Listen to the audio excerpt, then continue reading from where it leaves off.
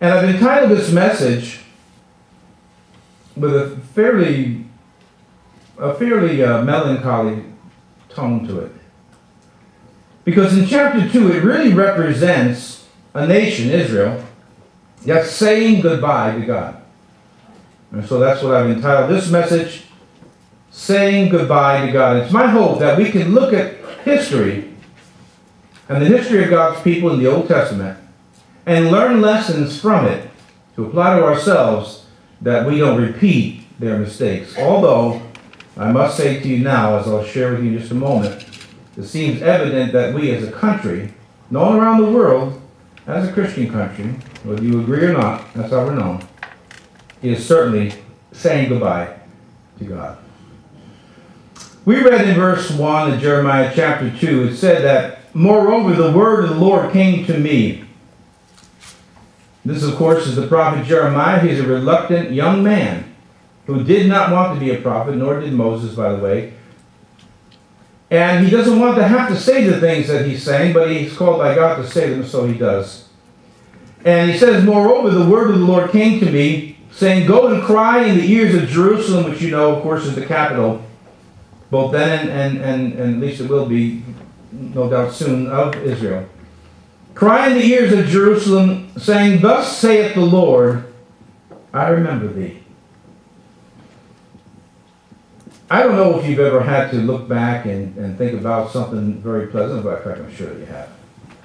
A past love, a past experience that was just pleasant to think about. Only to have to remind yourself that the reason you're thinking about it now is because it no longer exists. It's gone. Well, that's what God is doing here. He says, I remember you. I remember you. When you followed me, or rather when you, in the kindness of thy youth, and the love of thine espousals, when we were engaged to be married, and you went after me in the wilderness, in a land that was not sown. Here's God speaking in very plaintive tones. And he's saying, I remember you when you went after me and you really loved me. And you really loved me in a place, in a time that was not easy. I mean, hasten to say, as we already read, as Israel continues to get blessed and prosper, they forget God more and more. But here he says, I remember you. I remember you when you were young. I remember you when you were in love with me. And the way wasn't easy, but you loved me. And I remember that. And here we have a lamentation of God looking back at his people, saying, you know, in essence, how sad it is that you don't love me anymore. You don't treat me the same. This is a true story I'm about to tell you. Some of you may be here today, either sitting here listening by radio, and you say, this would never happen to me. Well, first let me start off by saying, after 32 years of doing what I'm doing, and some of you sat here when I first arrived in the city 22 years ago, actually 23 years ago now. I made a speech one time to the people sitting, and I said, take a look around. I said, within a few short years, many of these people won't be here. Now you've lived long enough to see that come true. They're out there wherever they are. They had Bibles in their hands. Some of them stood behind the pulpit and preached. They were at prayer meetings at 6 o'clock in the morning, and so on and so on and so on. And they are not serving the Lord today. They're saying what Israel says, I can sin, I'm okay, I love God. It's not true. The proof, and the fruit of their lives speaks otherwise. There was a man who was a preacher. It's a true story. Who was witnessing to a woman who happened to be a prostitute. So one night, he was taking care of the group of people that he was ministering to. If it wasn't in New York City, it was one of the big cities. I forget where it was, but it's a true story. And this one woman who was making some progress in the Lord then strayed back into her old ways. So he decided to go down to the brothel, to the house of prostitution where she was, and go get her and bring her to church. As he did, he went to go get this woman, the pimp, with a loaded gun, chambered one, stuck it right in his face. I'm going to blow your head off, you blankety blank preacher.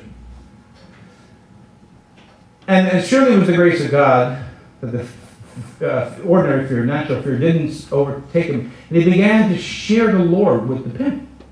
While he was trying to grab the woman who was already in tears over her brokenness from backsliding from God, this angry, very vitriolic man who was running these women, threatening to blow his head off, the preacher began to witness him, to share the Lord with him, the love of God. And what happened next is just phenomenal in two senses. Number one, the pimp began to cry. He began to break down when he heard these words, lowered his hand, lowered the gun, sat down.